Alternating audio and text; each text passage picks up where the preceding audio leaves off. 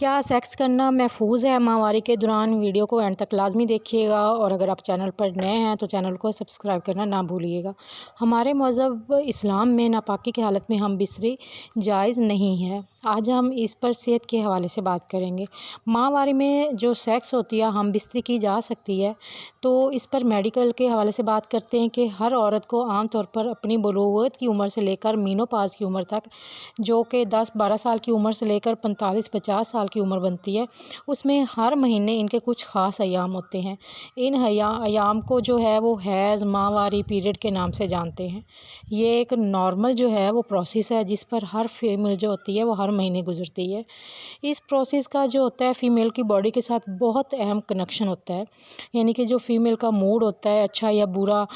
یا پھر اریٹیٹنگ، غصہ آنا، تو ان کا جو لنک ہوتا ہے وہ ان دنوں کے جو ہوتا ہے پیریڈز یا ماہواری ہوتی ہے ان کے ساتھ بہت اہم کنیکشن ہے،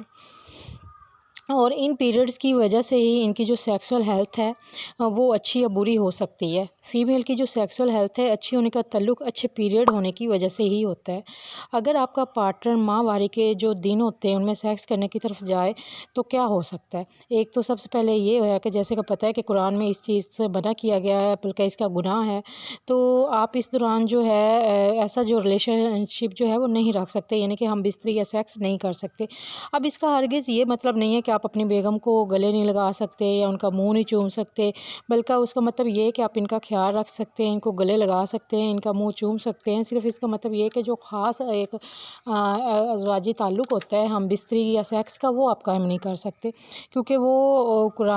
یہ قرآن پاک کے حوالے سے بھی گناہ ہے، اور ویسے بھی اس کے جو میڈیکل ہیں اس کی بہت ساری ریزن ہیں۔ ان میں جو کچھ وجوہات ہیں وہ تو یہ ہیں کہ ماہواری کے جو خاص دن ہوتے ہیں ان میں عورت کا جو ریپروڈکشن سسٹم ہے، ریپروڈکٹیو سسٹم ہے، وہ جو ہے ریکنسٹرکشن کے عمل سے گزر ہوتا ہے، یعنی کہ اس دوران اس کے جو بچے دانی ہے وہ توڑ پھوڑ کا شکار ہو رہی ہوتی ہے۔ اور اس صورت میں اگر آپ اپنے پارٹنر کے ساتھ جو ہے وہ سیکسول ایکٹیویٹی کرتے ہیں تو مردوں کی جو صحت ہے ان کے ساتھ بھی مسائل ہو سکتے ہیں، کیونکہ یہ فاضل مواد ہوتا ہے جو ماہواری کے دنوں میں عورت کے جو جنسی اعضاء سے خون آر ہوتا ہے، بلڈ آر ہوتا ہے، وہ انفیکشن سے بھرا ہوا ہوتا ہے۔ مطلب جو عام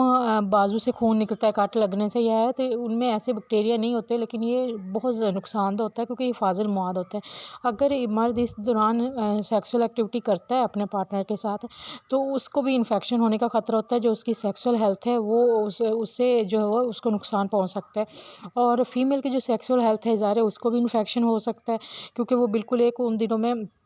جیسے کہ پہلے کہا ہے کہ ریکنسٹرکشن ہو رہی ہوتی ہے، وہ دوبارہ بن رہی ہوتی ہے، توڑ پھوڑ کا شکار ہوتی ہے، تو ظاہر ہے اس کا انفیکشن ہونے کا بہت زیادہ خطرہ ہوتا ہے۔ فیمیل کو پین ہو رہی ہوتی ہے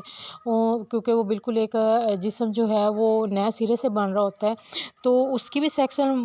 جو فیمیل ہے اس کی بھی سیکسول ہیلتھ کو خطرہ ہوتا ہے، اور مرد کی جو سیکسول ہیلتھ ہے اس کو بھی خطرہ ہوتا ہے،